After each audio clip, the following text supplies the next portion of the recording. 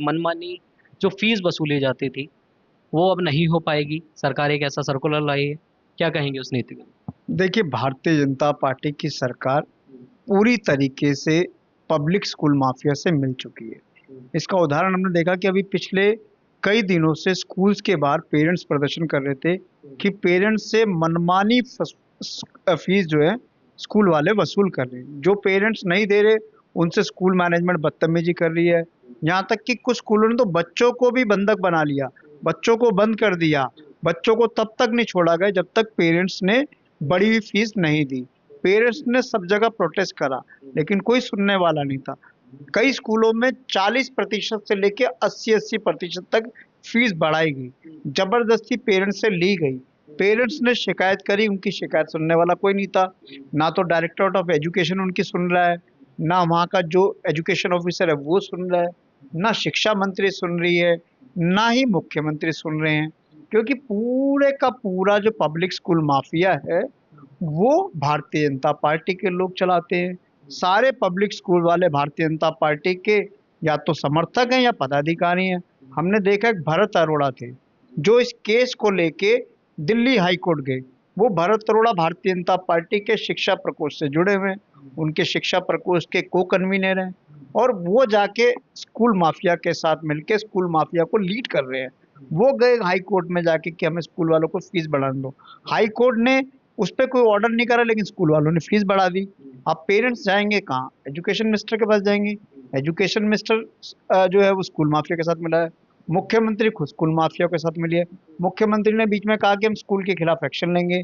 उनकी एक वीडियो आई नौटंकी करते हुए कि जो स्कूल के आज भी स्कूल के खिलाफ कोई एक्शन नहीं हुआ। पेरेंट्स ने बड़ी फीस दी, किसी पेरेंट्स को रिफंड नहीं हुई। अब ये कह रहे हैं कि हम एक नया एक्ट लेके आएंगे जो फीस रेगुलराइजेशन को लेके होगा। अब उस एक्ट के अंदर क्या है, कौन उसको फीस को डिसाइड करेगा? डिसाइड करेगा चेयरमैन। चेयरमैन कौन होगा? जो स्कूल मैनेजमेंट कमेटी का आदमी होगा। उसमें और जो उसकी कन्वीनर होगी, कन्वीनर स्कूल की प्रिंसिपल होगी। चेयरमैन भी स्कूल का मालिक, कन्वीनर स्कूल की प्रिंसिपल, पांच जो में उसमें एक डायरेक्टर एजुकेशन का मेंबर, तीन, और पांच कह रहे हैं कि हम पेरेंट्स लेंगे। पेरेंट्स कौन लेंगे?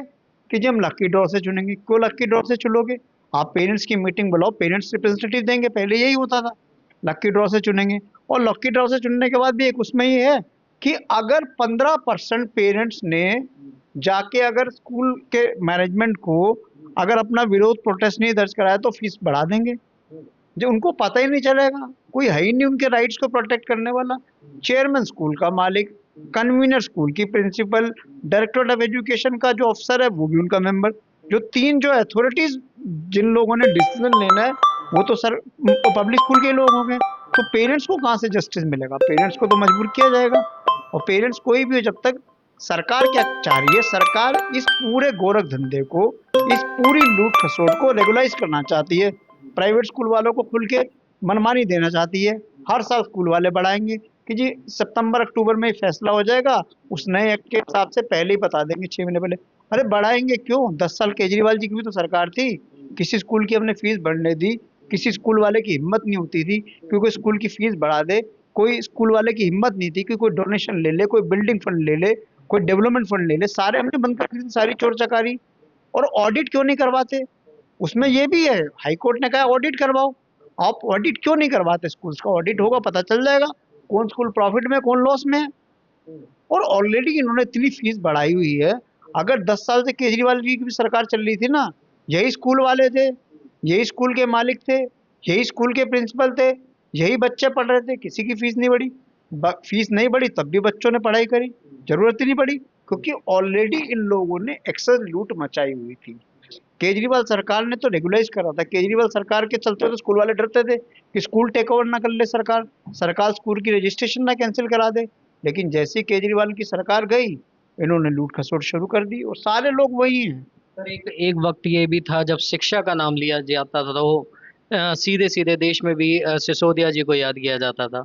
अब वो भी वक्त था, और एक ये भी वक्त है। लालछन भी लगी और चीजें भी हुई। क्या कहेंगे आप उस टाइम के और इस टाइम में क्या फर्क है? देखिए, बीजेपी का मतलब है बर्बादी। बीजेपी की जहां जहां सरकार बनती है, जब जब सरकार बनती है, बीजेपी को एक काम आता है कि बर्बाद कैसे करना है चीजों को। बर्बादी में उनकी एक्सपर्टाइज है। हम दिल्ली के सरकारी स्कूल अच्छे बना के सारे बर्बाद कर रही है। हमने दिल्ली की शिक्षा व्यवस्था को इतना अच्छा करा था कि अमेरिका की फर्स्ट लेडी भी जब दिल्ली आई थी तो उसने बोला मुझे दिल्ली के सरकारी स्कूल देखने हैं, मुझे केजरीवाल के सरकारी स्कूल देखने हैं। मैंने अमेरिका में सुना है कि केजरीवाल ने बहुत अच्छे स्कूल बना दिए।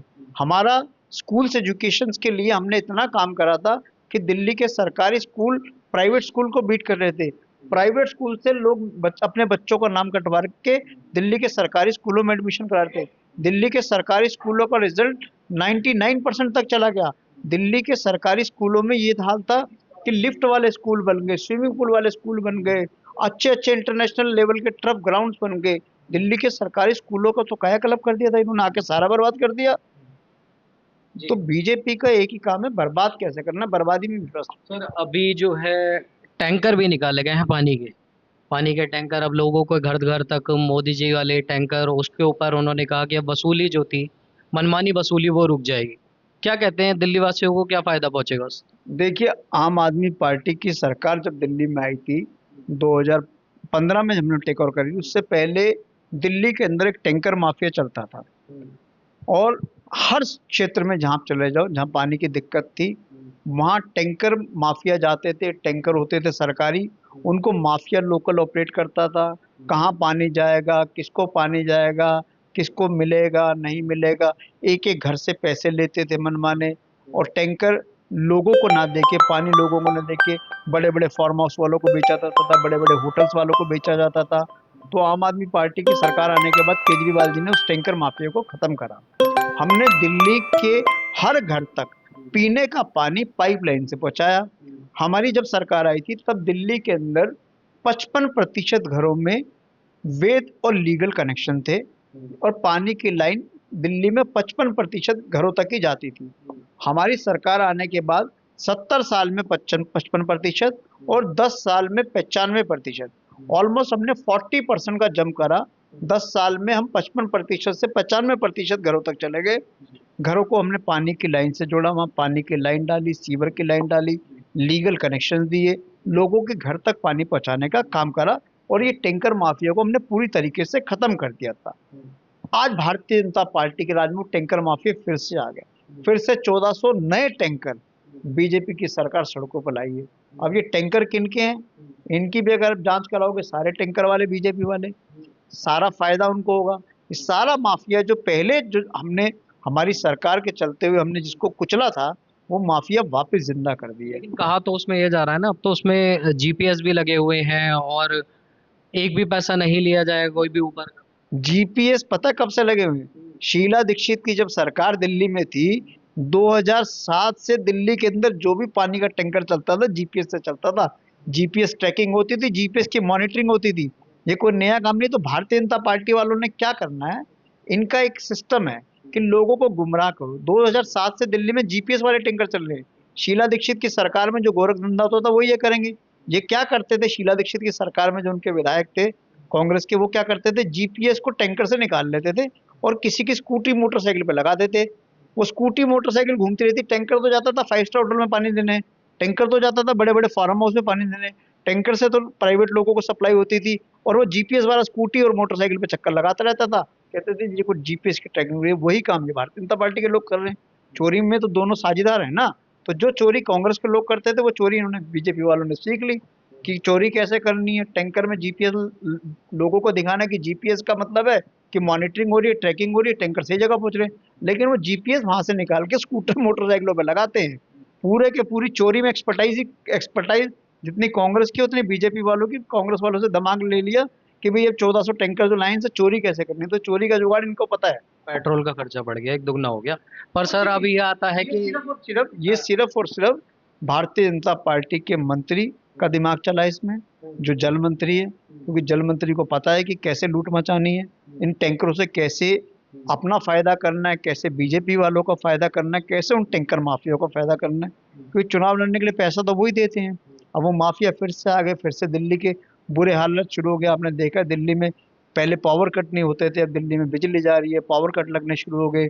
पानी का सिस्टम खराब कर दिया, स्कूल का सिस्टम खराब कर दिया, मोहल्ला क्लिनिक बंद हो रहे हैं, मोहल्ला क्लिनिक में दवाई नहीं मिल रही, मोहल्ला क्लिनिक में टेस्ट नहीं हो रहे, मोहल्ला क्लिनिक में इलाज नहीं हो रहे, सरकारी अस्पतालों में दवाई मिलनी बंद हो गई, इलाज बंद हो गया, डाक स्कीम बंद कर दी, फरिश्ते स्कीम बंद कर दी, सब कुछ बंद कर दिया। 2 महीने के अंदर सारा कुछ बर्बाद कर दिया जो केजरीवाल ने पिछले 11 साल में जो दिल्ली का सिस्टम बनाया था, जो दिल्ली का इंफ्रास्ट्रक्चर बिल्डअप करा था, हेल्थ के सेक्टर में, एजुकेशन के सेक्टर में, सब बर्बाद कर दिया 2 महीने। लेकिन अभी जो इलेक्शन से आपने बैकफुट पे आए, आपने जो पैर पीछे लिया आम आदमी पार्टी ने, क्या रहा उसका उद्देश्य? नहीं, हमने भारतीय जनता पार्टी ने, क्योंकि इनका काम है एमएलए खरीदो, पार्षद खरीदो, उन्हें डराओ, उन्हें धमकाओ, उन्हें लालच दो, उन्हें प्रलोभन दो, उन्हें खरीदो, ये खरीद फरोख्त की पॉलिटिक्स भारतीय जनता पार्टी करती है। दिल्ली के लोगों ने एमसीडी में आम आदमी पार्टी की सरकार बनाई थी, हमें मैंडेट दिया था, दिल्ली के लोगों ने 250 में से 134 वार्डों में आम आदमी पार्टी को जीत दिलाई थी। और आपने देखा कि जब हमारी जीत हो गई, जब हम मेयर बनाने के लिए गए, तो भारतीय जनता पार्टी ने हमारा मेयर नहीं बनने दिया, चुनाव मेयर का टाल दिया, स्टैंडिंग कमेटी का चुनाव डाल दिया। हमें मेयर का चुनाव कराने के लिए सुप्रीम कोर्ट जाना पड़ा। माननीय सुप्रीम कोर्ट की इंटरवेंशन के बाद दिल्ली में मेयर का चुनाव हुआ और उसमें आम आदमी पार्टी का मेयर बना। तब से लगातार कैसे एमसीडी को डिस्टर्ब किया जाए, कैसे मेयर की पावर्स को कम किया जाए, कैसे एमसीडी को फंक्शनिंग ना करने दी जाए, 2.5 साल में कमिश्नर के माध्यम से, एलजी साहब के माध्यम से इन्होंने एमसीडी के काम को रोका और हमारे कई पार्षदों को डरा के इन्होंने भारतीय जनता पार्टी में शामिल करा लिया। आज जब एमसीडी का मेयर का चुनाव होना था तो हमारे पास नंबर्स नहीं थे, भारतीय जनता पार्टी के नंबर्स हमसे ज़्यादा थे, हमारे नंबर्स कम थे। तो हमने कहा कि भाई नंबर्स आपके पास हैं, आप करो, आप दिल्ली की सरकार आपकी है, आप केंद्र की सरकार आपकी है, एमसीडी की भी सरकार आपकी बन जाएगी, एक एलजी की सरकार भी आपकी। तो दिल्ली में 3 इंजन नहीं 4 इंजन की सरकार है। अब आप दिल्ली को काम करके दो। देखो, हम तो दिल्ली के लोगों के लिए, हम चाहते हैं कि दिल्ली के लोगों के काम हो, दिल्ली के लोगों से जो वायदे भारतीय जनता पार्टी ने करे थे वो वायदे पूरे हों, दिल्ली को साफ सुथरा करे, दिल्ली को अच्छा शहर बनाए, दिल्ली में जो सरकार, जो आम आदमी पार्टी की सरकार ने काम शुरू करे थे, केजरीवाल की सरकार ने काम शुरू करे थे, उनको आगे लेके जाओ। जो भारतीय जनता पार्टी ने जो प्रोमिस करे थे वो दिल्ली के लोगों को मिले। दिल्ली के लोगों को होली दिवाली पे फ्री सिलेंडर दें, हर महिला को 2500 रुपये दें जो भारतीय जनता पार्टी ने कहा था, 5 रुपये में अटल कैंटीन में खाना दिलवाएं, और दिल्ली के लोगों को 300 यूनिट बिजली फ्री दें, पीडी से लेके केडी से लेके पीजी तक की जो फ्री शिक्षा की बात करती है, सारे जो वायदे भारतीय जनता पार्टी के दिल्ली के लोगों से करे थे करने चाहिए। और अब 4 इंजन की सरकार, अब बीजेपी के पास कोई बहानेबाजी बचेगी नहीं, कोई बहानेबाजी है नहीं। अब अगर कोई भी काम दिल्ली में नहीं हुआ, दिल्ली की अगर सफाई नहीं होती तो बीजेपी जिम्मेदार है, दिल्ली के अंदर स्कूल का अगर बुरा हाल होगा तो बीजेपी जिम्मेदार है, दिल्ली के अंदर बिजली का बुरा हाल होगा बीजेपी जिम्मेदार है, दिल्ली के अंदर पानी का बुरा हाल होगा बीजेपी जिम्मेदार है, दिल्ली के सरकारी अस्पताल खराब होंगे तो बीजेपी जिम्मेदार है, दिल्ली में कोई सड़क टूटी मिलेगी तो बीजेपी जिम्मेदार है, दिल्ली के अंदर लॉ एंड ऑर्डर अगर बैठता है, कानून व्यवस्था खराब होगी तो बीजेपी जिम्मेदार है। हर चीज के लिए भारतीय जनता पार्टी जिम्मेदार रहेगी, क्योंकि चारों जगह दिल्ली में 4 इंजन की बीजेपी की सरकार चल रही है। अब कोई बहानेबाजी नहीं, अब उनको डिलीवरी करनी पड़ेगी, डिलीवरी नहीं करेंगे तो हम एक स्ट्रांग ओपोजिशन के तहत, एक सशक्त विपक्ष के तहत भारतीय जनता पार्टी की कमियों को दिल्ली के लोगों के सामने एक्सपोज करेंगे, दिल्ली के लोगों को बताएंगे कि बीजेपी वाले सिर्फ और सिर्फ। तो सर अब तो होगी ना सर, 1 लाख करोड़ का बजट आया है। बजट का पैसा कहाँ से, बजट तो इन्होंने बता दिए, ये तो बताया नहीं कि पैसा कहाँ से आएगा। रेखा गुप्ता जी ने जो बजट अनाउंस करा उसमें भी झूठ बोल के, उसमें भी फर्जीवाड़ा कर दिया। भाई, आप बजट क्या होता है, बजट से पहले आप एक एस्टिमेट देते हो कि भाई फलाना पैसा इस रिसोर्स से आएगा, इतना पैसा इस रिसोर्स से आएगा, इतना आएगा। तो एक बजट से पहले एक उसका वो जाता है, प्री बजट विधानसभा में रखा जाता है, तो वो तो रखा नहीं, उन्होंने कुछ रखा ही नहीं, सीधा आए 1 लाख करोड़ रुपए देंगे। अरे 1 लाख करोड़ रुपए आएगा कहाँ से, ये तो बताए रेखा गुप्ता। 1 लाख करोड़ का तो आपने बजट बता दिया कि बजट होगा, लेकिन 1 लाख करोड़ रुपए कहाँ से आएगा, खर्चा तो आप कर दोगे, लेकिन 1 लाख करोड़ रुपए दिल्ली में जनरेट कहाँ से करोगे। दिल्ली को तो वही मिल रहा है 325 करोड़ रुपए। दिल्ली के लोग 1 लाख करोड़ से ज्यादा का जीएसटी और दूसरे जो टैक्सेस हैं वो सेंट्रल गवर्नमेंट को देते हैं, और दिल्ली सरकार को क्या मिलता है उसके बदले 325 करोड़ रुपए। दिल्ली की हमारी रेवेन्यू किससे, कुछ वैट से है, कुछ पेट्रोल से, कुछ डीजल से। इसके अलावा हमारे पास रेवेन्यू का रिसोर्स क्या है, सारी टैक्स कलेक्शन एमसीडी करती है, तो रेखा गुप्ता को ये तो बताना पड़ेगा कि भी 1 लाख करोड़ रुपए लाओगे कहाँ से, 1 लाख करोड़ रुपए कहाँ से आएंगे, उसका कोई जवाब नहीं है। कहाँ खर्च करेंगे वो तो बता दिया, लेकिन पैसा कहाँ से आएगा वो भी तो बताना पड़ेगा। सिर्फ हवा हवाई बातें, हवा हवाई चीजें। सर लॉन्च तो हुई, स्कीम्स तो आ रही हैं, वो अलग बात है, उनमें थोड़ी सी शर्त है। क्या स्कीम आ रही है बताइए। सर 2500 रुपए। मुझे तो नहीं पता, किसी ने बोले नहीं अभी तक तो। ऑनलाइन उसका कोई पोर्टल नहीं खुला। अब जो सुनने में आ रहा है, पहले इन्होंने चुनाव में तो ये कहा था कि 2500 रुपये हर महिला को देंगे। अब सुनने में आ रहा है, कह रहे जी 2500 रुपये सिर्फ उन्हीं को देंगे जो बीपीएल होंगी, 2500 रुपये उन्हीं को देंगे कि जो 21 साल से ऊपर होंगी। अरे 18 से 21 वाली का वोट क्यों लिया था? तुमने तो कहा था कि हम हर महिला को देंगे। पहले कहते कि जब 21 साल से ऊपर वाली को देंगे और 60 साल तक वाली को देंगे। वोट तुमने सबका ले लिया, 18 से लेके 70-80 तक की। आप कह रहे हो कि जिस स्कीम में हम सिर्फ फायदा उनको देंगे 21 साल से 60 साल वाली को, और 60 साल वाली के अलावा भी बीपीएल वालों को देंगे। वोट तो तुमने सबके लिए थे, तुमने कहा था हर महिला। हर महिला का मतलब तो हर महिला होता है। आप कह रहे हैं कि जो 18 से 60 वाली को, 21 से 60 वाली को देंगे और एक परिवार में एक ही महिला को देंगे। वोट तुमने एक परिवार में अगर 5 महिलाएं थी तो 5 महिलाओं को ले लिया।